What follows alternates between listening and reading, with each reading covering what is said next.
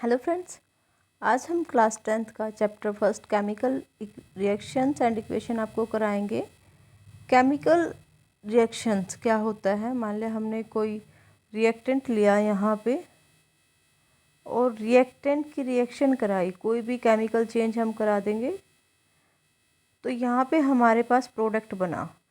जब हमने रिएक्शन कराई, रिएक्टेंट हमारे पास एक भी हो सकता है या दो भी हो सकते हैं, या मोर देन वन या मोर देन टू, कितने भी हम रिएक्टेंट लेके रिएक्शन करा सकते हैं। केमिकल चेंज में हमारा टेम्परेचर चेंज हो सकता है, प्रेशर चेंज हो सकता है, पीएच चेंज हो सकता है। तो ये जो प्रोडक्ट बनेगा, ये प्रोडक्ट बनेगा हमारा न्यू प्रॉपर्टीज़ के साथ। केमिकल रिएक्शंस जो होता है उसमें क्या होता है कि अगर हम बात करें केमिकल रिएक्शंस में, तो इसमें हमारा न्यू सब्सटेंस बनता है न्यू प्रॉपर्टीज़ के साथ। केमिकल रिएक्शंस में हमेशा केमिकल चेंज इन्वॉल्व होता है। इसमें हमारा रीअरेंजमेंट होता है एटम्स का। फर्स्टली अगर हम बात करेंगे, केमिकल चेंज होता है, केमिकल रिएक्शन के दौरान एटम का रीअरेंजमेंट होता है, और जो रिएक्टेंट से प्रोडक्ट बनता है वो डिफरेंट प्रॉपर्टीज़ होती हैं उसकी रिएक्टेंट से, ठीक है। और केमिकल रिएक्शंस के दौरान ओल्ड ब्रेक जो होते हैं बॉन्ड, वो ब्रेक हो जाते हैं। जितने भी पुराने बॉन्ड होते हैं वो टूट जाते हैं और नए बॉन्ड बनते हैं। अब देखो, दो चीज़ होती है हमारे पास, reactant and product. Reactant and product की बात करें तो अगर हम रिएक्टेंट की बात करें, जो take part in chemical reaction, जो रिएक्शन में इन्वॉल्व होएगा, वो होगा हमारे पास रिएक्टेंट। जब हम कोई केमिकल रिएक्शंस बनाने के लिए कोशिश करते हैं तो सबसे पहले जो सब्सटेंस लेते हैं रिएक्शन बनाने के लिए, तो वो हमारे पास रिएक्टेंट होता है। प्रोडक्ट जो होता है वो रिजल्ट ऑफ केमिकल रिएक्शंस के बाद बनता है, कि हमने जब न्यू सब्सटेंस बनेगा हमारे पास केमिकल रिएक्शंस के रिजल्ट्स के बाद बनता है। हमने कोई रिएक्शन लिया केमिकली, मैग्नीशियम प्लस ऑक्सीजन, उसे हीट किया, हमारे पास मैग्नीशियम ऑक्साइड बन गया। अगर हम डेली लाइफ से रिलेटेड बात करें, डेली लाइफ में हम क्या करते हैं, अपने घरों में दूध लेते हैं, दूध में थोड़ा सा जामन बोलते हैं उसे हमारी लैंग्वेज में, दही डाल देते हैं। दही डालने के बाद उसमें ज़रा सा डालते हैं, एक या दो बूंद, तो सुबह देखते हैं कि वो हमारा सारा दही में कन्वर्ट हो गया। वो भी एक केमिकल चेंज है, केमिकल रिएक्शन हुआ हमारा। ये फिर हम बात कर सकते हैं, जो पानी हम घरों में पीते हैं वो भी H2+O2 की रिएक्शन करने से बनता है, ठीक है। तो अगर हम बात करें मैग्नीशियम रिबन की, जिसके ऊपर कोटिंग होती है मैग्नीशियम ऑक्साइड की, its surface which is formed by the slow action of oxygen on air it. अगर हम बर्निंग करें इसे एयर में मैग्नीशियम रिबन को, तो वो क्लीन हो जाता है सैंड पेपर से। क्यों? क्योंकि ये क्या करता है, जलाने से उसके ऊपर की जो मैग्नीशियम ऑक्साइड की परत होती है वो हट जाती है। इसकी एक्टिविटी दिखाई गई है। अब characteristics of a chemical reactions, chemical reactions की क्या क्या कैरेक्टरिस्टिक्स हैं।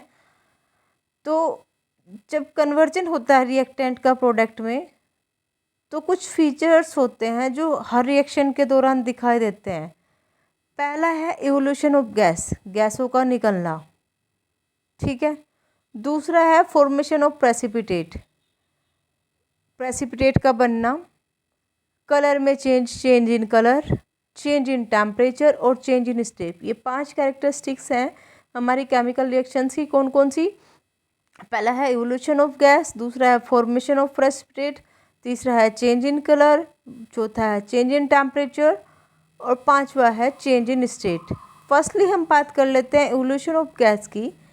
कुछ केमिकल रिएक्शंस जो होती हैं वो कैरेक्टराइज की जाती हैं इवोल्यूशन ऑफ गैस के द्वारा। जब भी वे रिएक्शंस होंगी उनमें से कोई ना कोई, उस रिएक्शन के दौरान कोई ना कोई सी गैस बाहर निकलेगी, मतलब इवोल्यूशन ऑफ गैस होगा। चाहे वो हाइड्रोजन गैस हो, चाहे वो नाइट्रोजन गैस हो, चाहे वो ऑक्सीजन गैस हो। तो इसका एक एग्जाम्पल्स लिया है हमने। यहाँ पे आपको ये जो दिखाया गया है, एक बीकर दिखाया गया है, ये बीकर है, इसमें इन्होंने जिंक ग्रैन्यूल्स लिए हैं। जिंक का जो फॉर्मूला होता है वो Zn होता है। जिंक ग्रैन्यूल्स लिए हैं, उसमें डाइल्यूट सल्फ्यूरिक एसिड ऐड किया है। डाइल्यूट सल्फ्यूरिक एसिड यानी कि H2SO4 ऐड कर दिया इन्होंने। तो अब यहाँ से जो रिएक्शन होगी वो बन जाएगा हमारा ZnSO4 plus H2 plus H2। क्या हो जाएगा? ZnSO4 प्लस H2 की फॉर्मेशन हो जाएगी। यहाँ पे कौन सी गैस इवोल्व हुई? Hydrogen gas. कौन सी गैस इवोल्व हुई? Hydrogen gas. यहाँ तक समझ आया होगा आपको कि जब हम रिएक्शन करा रहे हैं जिंक में H2SO4 की, तो हमारे पास ZnSO4 बन रहा है और प्लस हाइड्रोजन गैस इवोल्व हो रही है। तो अब हाइड्रोजन गैस को चेक करने के लिए हम क्या करते हैं, यहाँ पे magnesium react with dilute acid, चाहे तो हम HCl के साथ रिएक्शन करा दें इसकी। अगर हम HCl के साथ कराएंगे तो ZnCl2 बन जाएगा। अब देखो यहाँ पे क्या है, यहाँ पे इन्होंने बताया कि अगर हम जब हाइड्रोजन गैस निकलती है, अगर हम इसके ऊपर का पोर्शन है ना, जो ये फ्लास्क का कोनिकल फ्लास्क को अगर हम टच करें तो ये गर्म होगी। इससे हमें पता चलता है कि कोई केमिकल रिएक्शन हुई है और इस केमिकल रिएक्शन में जो गैस निकली है उसके कारण क्या है, हमारा बीकर गर्म हो गया है। अगर हम बात करें कि magnesium react with dilute acid like dilute hydrochloric acid और dilute sulphuric acid, hydrochloric acid यानी कि HCl और डाइल्यूट सल्फ्यूरिक एसिड यानी कि H2SO4। अगर हम मैग्नीशियम का जो फॉर्मूला होता है Mg रिएक्ट विद HCl यानी कि MgCl2। Cl2 क्यों आ जाएगा? क्योंकि Mg के ऊपर 2 पॉजिटिव चार्ज होता है, Cl के ऊपर 1 नेगेटिव चार्ज होता है, तो इसलिए MgCl2 बनेगा। इसी प्रकार अगर हम इसकी बात करें, मैग्नीशियम रिएक्ट विद H2SO4 तो हमारे पास बन जाएगा MgSO4। यहाँ के ऊपर 2 पॉजिटिव है, SO4 के ऊपर 2 नेगेटिव है, तो सेम हो जाएगा।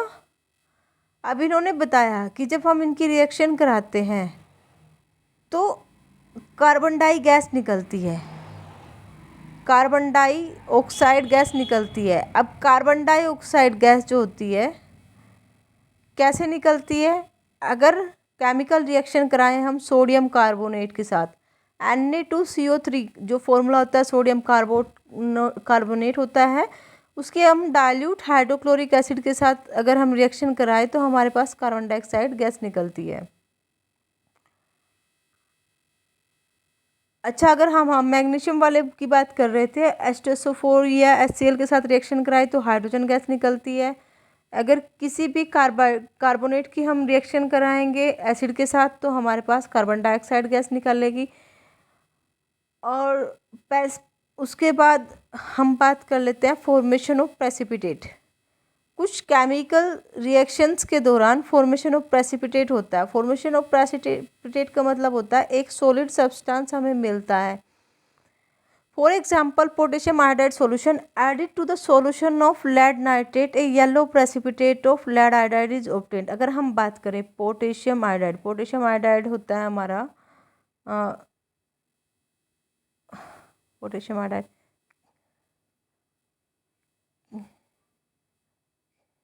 KI, ये हमारा पोटेशियम आयोडाइड होता है। इसकी रिएक्शन हम करा रहे हैं लेड नाइट्रेट के साथ, PbNO3 के साथ हम इसकी रिएक्शन करा रहे हैं, तो हमारे पास यहाँ पे बन रहा है लेड आयोडाइड PbI2,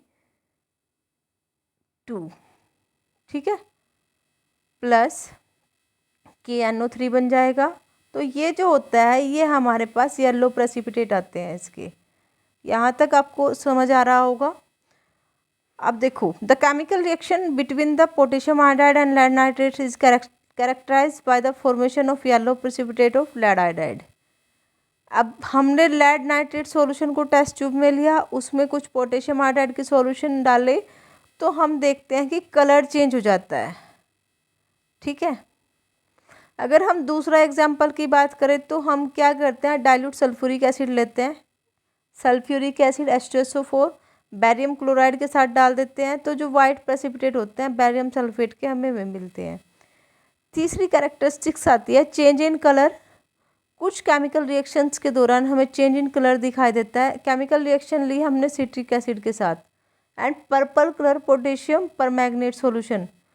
अगर हम केमिकल रिएक्शन कराएं हैं सिट्रिक एसिड की purple colour potassium permanganate solution के साथ, तो पर्पल कलर जो होता है वो चेंज होके कलरलेस हो जाता है।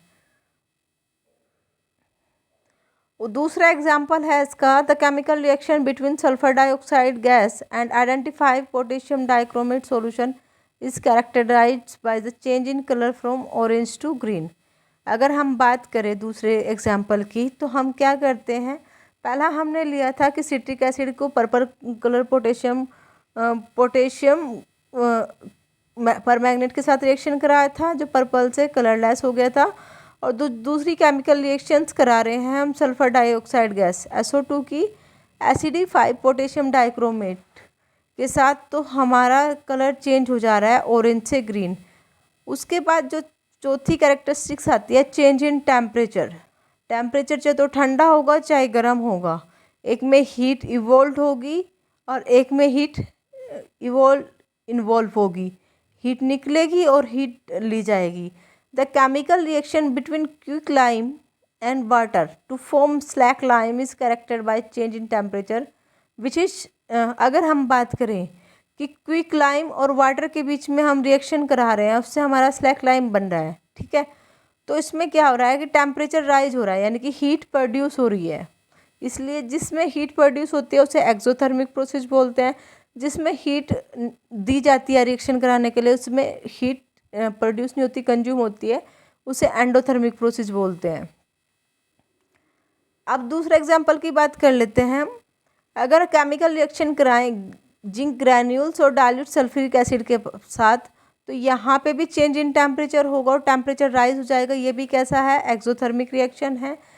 अगर हम केमिकल रिएक्शन कराएं बैरियम हाइड्रोक्साइड्स की अमोनियम क्लोराइड्स के साथ, तो बैरियम क्लोराइड बनता है, अमोनिया एंड वाटर की फॉर्म होती है। यहाँ पे टेम्परेचर फॉल हो जाएगा, यानी कि हीट एब्जॉर्ब होगी, इसका मतलब एंडोथर्मिक रिएक्शंस है। उसके बाद जो नेक्स्ट कैरेक्टरिस्टिक्स आती है वो है चेंज इन स्टेट। कुछ केमिकल रिएक्शंस के दौरान चेंज इन स्टेट होता है, जैसे हमने लिया combustion of reactions, candle wax. जब कैंडल वैक्स को पिघलाया जाता है तो वो सॉलिड से लिक्विड में कन्वर्ट होता है और गैस में कन्वर्ट होता है रूम टेम्परेचर पे। दूसरी एग्जांपल्स की बात करें, यदि हम जिंक ग्रैन्यूल्स और सल्फ्यूरिक एसिड्स, दो कैरेक्टरिस्टिक्स शो करेगा एवोल्यूशन ऑफ गैस और चेंज इन टेम्परेचर। ठीक है, यहाँ तक अगर आपको समझ आया है तो लाइक कीजिएगा, शेयर कीजिएगा और सब्सक्राइब कीजिएगा। अगला जो इसका टॉपिक रहेगा केमिकल इक्वेशंस, वो अगले पार्ट में कराएंगे। Thank you.